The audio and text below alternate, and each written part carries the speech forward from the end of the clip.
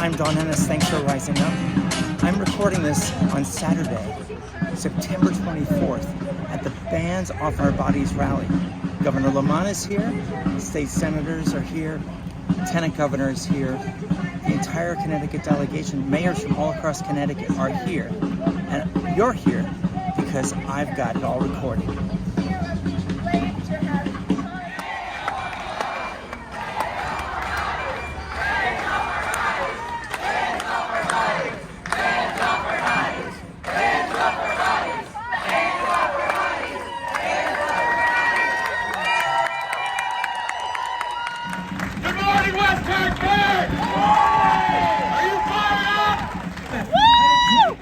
Rise up, everyone!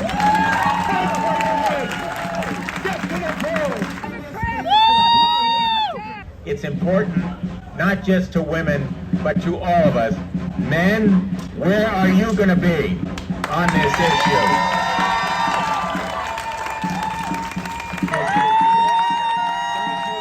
Expand access to abortion.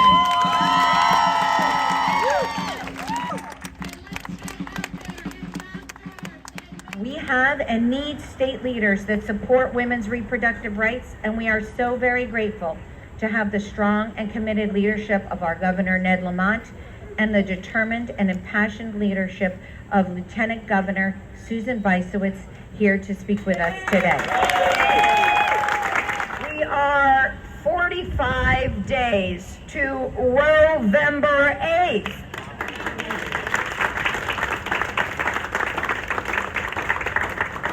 So we all remember that day, almost 3 months ago, that devastating day when Roe versus Wade was overturned by the Supreme Court. And on that day, the governor and I each had different schedules, but as soon as we heard, we dropped everything that we were doing to make sure that the people of Connecticut knew that we were going to do everything in our power to protect women's reproductive freedom in Connecticut.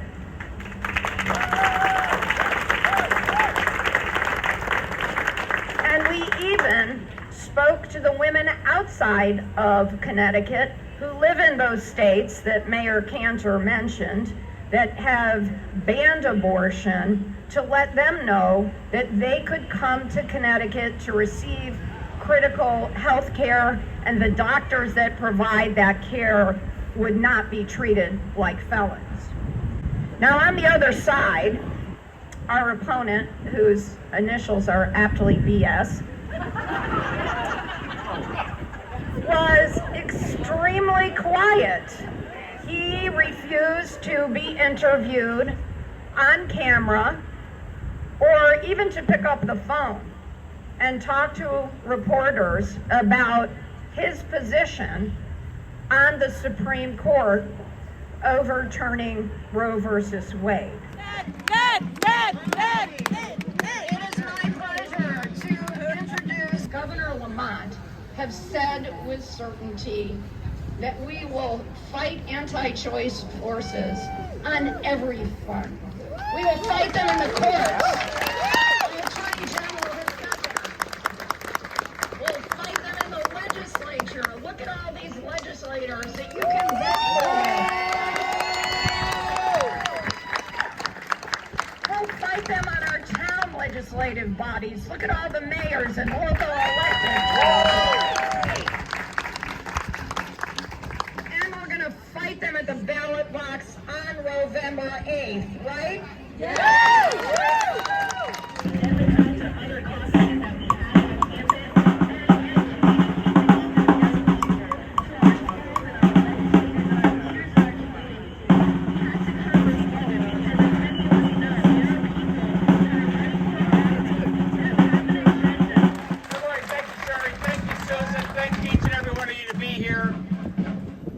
We can say no to the Supreme Court that's trying to take away our freedoms, or you can say yes to the people standing behind us right here, fighting every day, fighting for your freedom. We're not going to let the court take away your freedom. Here's some protesters here. The Revolutionary War is about fighting for freedom. We're standing here saying, I don't want the court and big government to stand in the way of a woman making her own right to choose, standing in the way of people being allowed to marry who they want to marry, love who they want to love. Now they talk about contraception. That's what freedom is all about. We are here fighting for that.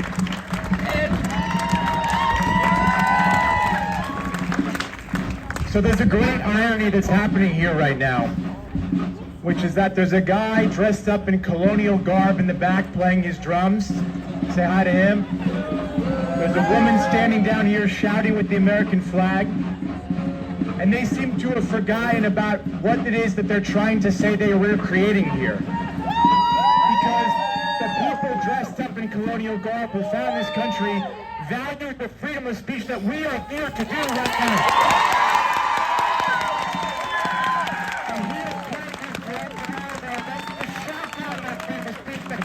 To learn.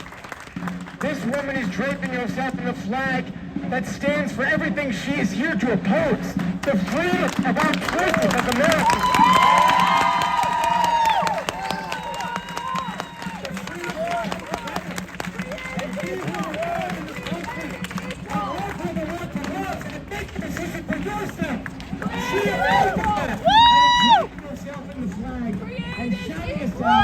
Because she hates what we stand for up here today. Yeah, I don't.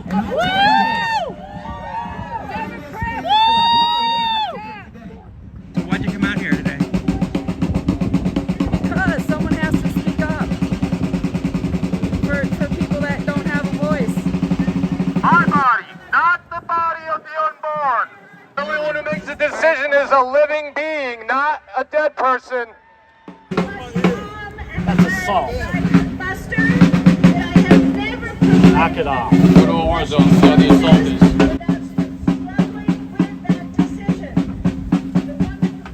So why are you out here? You're awfully loud with the bullhorn. You're not going to talk to me? How come you're out here? What do you think about that kind of guy? He's an asshole. So let's make this very clear. It doesn't matter how much noise they make. A woman's right to make her own decisions about her own body with her own doctors is hers and hers alone.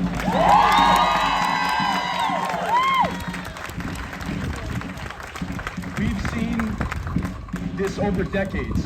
The other side, in a very strategic way, appointing ultra-conservative, anti-choice justices to the Supreme Court for exactly this moment. Every day, we have an obligation to fight the fight that continues over and over and over again, protecting our rights and preventing the rollback that we're seeing trying to be enforced every day.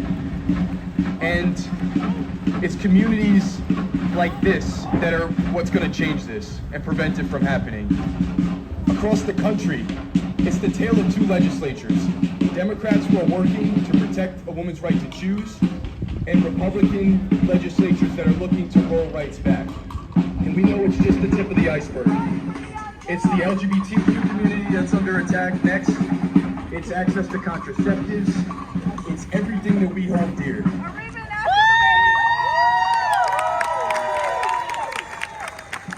I think it's going to backfire on them, on these conservatives, because they have awakened a sleeping giant. The silent majority is not so silent anymore, right? There's a young man called George Jefferson, and another young man called Dick Blumenthal, and another young man called Kevin Sullivan. When we were in Connecticut's General Assembly and became the first state to codify Roe versus Wade. And the leadership continues under Governor Lamont. Susan Weissowitz, and thank you, Susan, so much to ban off our bodies for holding this rally here today.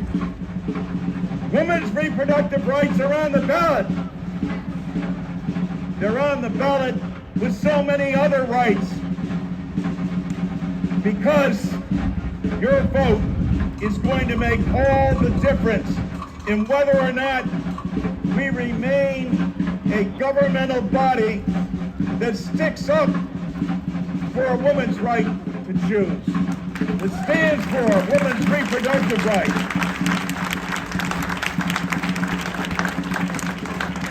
The Republicans have already said what they'll do. Believe them. When Lindsey Graham goes on and tells you what he's going to do, believe what he has to say. And with that, let that be the rallying call for everybody to get out to vote. There hasn't been as consequential an election like this in some time for our nation.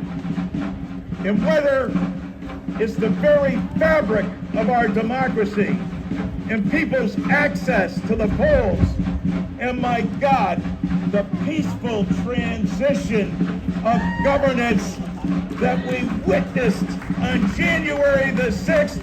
Rise up, everyone! Fight for your rights! Get to the polls! Support Governor Lamont, Susan Weissman, the whole undertaking, Senator Blumenthal, our whole congressional delegation is united behind you! For a Rise Up with Donors TV show here on West Hartford. Rise Up with Donors. Fabulous. A lot of people are saying that it doesn't matter what happens in Connecticut because we have settled law. Why don't you set me straight on that? Well, we do have settled law, but every vote matters now because it sends a message across the nation where people stand and how deeply they feel. And it's more than women's reproductive rights. It's everything from the peaceful transition of power in the country to the very democratic republic as well. The United States Senate currently has something called Rule 22, which is the cloture vote. They have blocked over 497 bills from even being voted on in the preeminent democratic republic in the world. How can that possibly be? This is why I think whoever said the sleeping giant has got it right, because now people are fired up because they didn't think this could happen, and then all of a sudden what was settled law became very unsettled. Rise up. Thank you very much. Thank you, Congressman. I have to say, as someone who is I was born and raised in the South. Some of my favorite people live in the South, but I am so glad that I live in Connecticut. Everyone I know considers this settled law. Everyone I know believes that women deserve the opportunity to make their own choices about their bodies. And I believe, based on surveys and voters, that most voters believe that a woman should have a choice. But now that's being threatened, taken away from us, and I think our voters are voice, and I hope people are here rallying today. But then they'll carry that anger over to the ballot box to make sure that our policies and also our Supreme Court matches the sentiment of the people, because that's what the country's about. Some people would say that we're just here for a dog and pony show. What would you say to that accusation? I would say false. We do have to worry here in Connecticut because all law is not settled law. Any legislative body can come in and reverse it at any time if they have the votes. And that's why our votes count. So here in Connecticut, there are people who come up every year who want to roll back and appeal the laws that we have here in Connecticut. So we have to make sure that doesn't happen. We are women, and our bodies belong to us. There is a push for a national ban, and if there's a national ban, then Connecticut cannot do anything. So we need to continue our fight and to encourage people in the state and nationwide to go pro-choice. It's women's choice. It's our bodies, and we make the choice, and bans off our bodies. But today, we are so proud that we have here in West Hartford one of the leaders of our Reproductive Rights Caucus in the state legislature. That is none other than our own State Representative Jillian Gilchrist.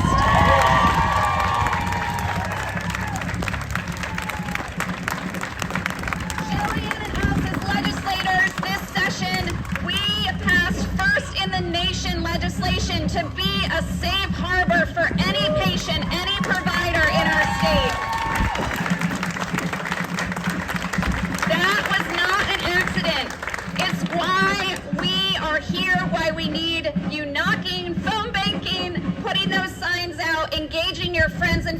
say in every vote in this last 45 days. We really are an election from being a Texas or being a Mississippi or being a Missouri, because the Republicans who are running for statewide and state office here in the state of Connecticut are more and more the extremist Republicans who are obsessed with policing women's bodies and stripping us of our right to privacy. You only need look no further than Bob Stefanowski. I really like this new BS, because Bob Stefanowski says in the one hand that he supports abortion rights, and then in the next he speaks about what he's going to do to change Connecticut's laws.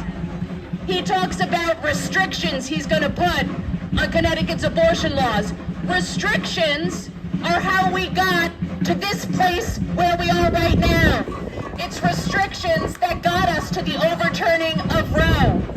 We need to speak confidently and powerfully about our trust in the providers, our belief in women, and our understanding that abortion is health care.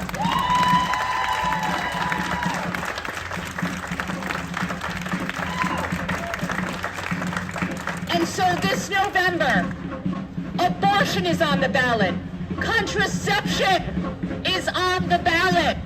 Gay marriage is on the ballot. So many of the rights we believe in as Democrats are on the ballot.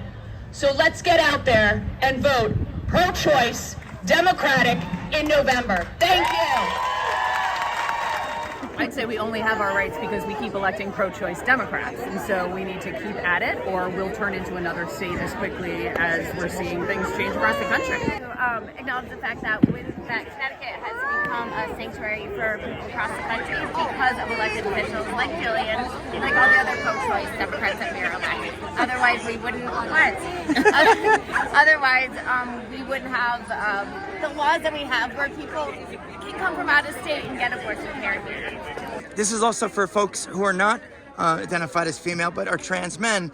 Reproductive rights matter to everyone. Can you just address that for me real quick? Yeah, sure. When we're talking about abortion rights, we're talking about anyone who has the ability to get pregnant. And so here in the state of Connecticut, we respect that, we understand that, and we're fighting for that.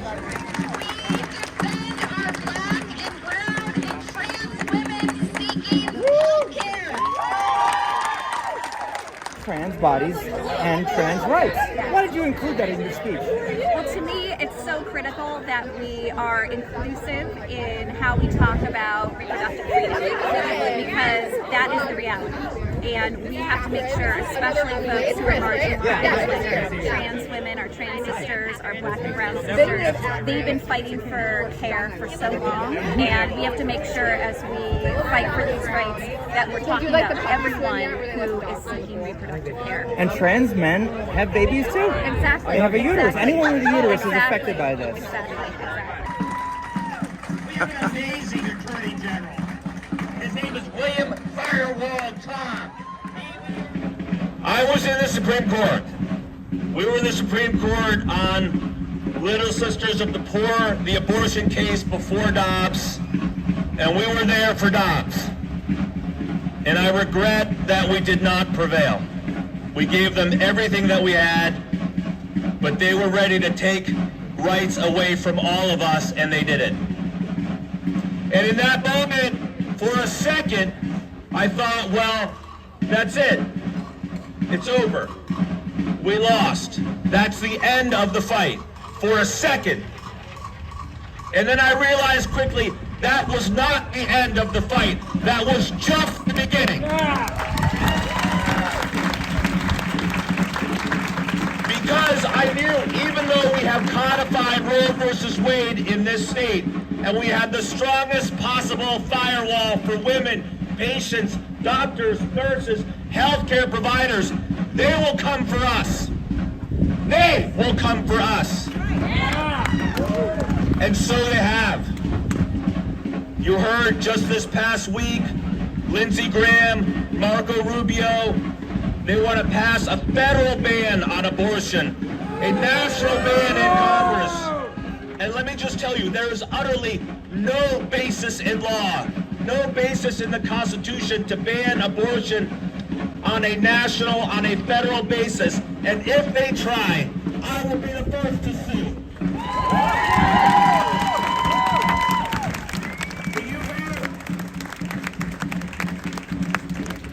You've heard Bob Stefanowski say, we're making something out of nothing. This is not an issue. Don't worry about it. We're fine. We are not fine. Not for a second. Not even close. My daughters, my wife, my sisters, my mother are less free, less safe, less secure than they were in June. How are we fine? As long as states across this country are looking to ban abortion without any exception for rape, incest, the health of the mother, as long as they're doing that, they are at risk. Their lives are at risk, and yes, people are gonna get hurt and people are gonna die. We are not fine. And if I seem a little hot, right? We were told, we did an event together, and we were told that we're overwrought. Yeah, we're overwrought. Well, so are we. In defense of women, patients, doctors, nurses, in defense of basic fundamental rights and liberties, in defense of the right to choose, and to make a choice to have an abortion and to have control over your own body, I am going to be overwrought every day, all day long. It is my pleasure to introduce someone who is representing the youth of our state, Grace Carlos, who is a student at Eastern Connecticut State University. Grace Carlos! Good morning, everyone. I want to acknowledge the Lieutenant Governor and Mayor Cantor for organizing this event and still pushing the message, even as some people may have gone quiet. They have ensured that we go around to the state of Connecticut and make sure our voices are heard, not just on November, but leading up to and after November. So I just want to thank both of you for that and all that you've been doing to stand up for our right to choose.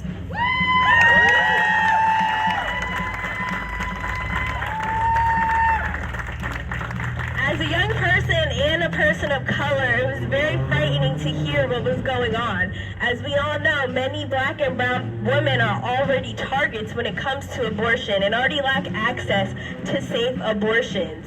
The overturning of Roe versus Wade not only stops them from having abortions, but opens the door for them to get illegal and unsafe abortions, which cannot happen. As young people, we have to come together and stand up and make our voices heard and share the experiences that we have had to work with our legislators and ensure that this does not happen again and that nobody else faces the same traumas. I've been having conversations with younger people around my campus and in the community, and one thing that we have noticed is that although the young generation is rising up and having our own voice, we cannot lose the wisdom and guidance that we have had from the generations before us. As many of us saw during the session, there were many legislators that spoke about their experiences with abortion and what that means for them, whether their background be a person of color or a person of the LGBTQ community or whatever. And we can use that experience and that information to make sure that the generations to come do not experience any more hurt or trauma or lack of access. There's many ways that we as young people can become involved. There's many young Democrat leaders here. We have the Hartford Young Democrats. If you look around, you can see many of these people that are running for office or running for re-election that are devoted and dedicating to fighting for us and fighting for our message. And I just want to let you know, before I go, that this does not end after November. We have to keep speaking out. We have to keep speaking up. As young people, we need to hold our elected officials accountable, and we need to work with them and communicate with them so that they can accurately represent their constituents. I encourage you all to become involved. join a campaign. We have the DTC here and Young Democrats here, and there's many ways that you can become involved leading up to November and after, so that our voices can be heard and nobody can have control over our choices or our bodies. Thank you. When it comes to that candidate, Leora Levy, you got to double down on Dick Blumenthal. He is fighting for women, fighting for women's rights, family for choice, fighting for making this the most friendly state in the country to women. Make sure you know you're welcome here. Making sure we celebrate our diversity. We got 6 weeks to go. We're not going to let you down. We're fighting for you. You fighting for us? We're there. We have the opportunity in this historic election to send that message, but more than just words, to make sure at the federal level we protect states like Connecticut that could be overridden by a national ban on abortion. And make no mistake, if the Republicans take control of the United States Congress, they will pass a ban on abortion. What do you think Senator Graham is telling us with his proposal? What do you think Mitch McConnell is saying when he says he will help to lead a national ban on abortion? It all comes down to our turning out the vote. This will be a turnout election. I thank every one of you for what you're going to be doing between now and November to make sure we have a victory for choice, for a woman's right to choose, women's reproductive rights. It's important not just to women, but to all of us. Men, where are you going to be on this issue?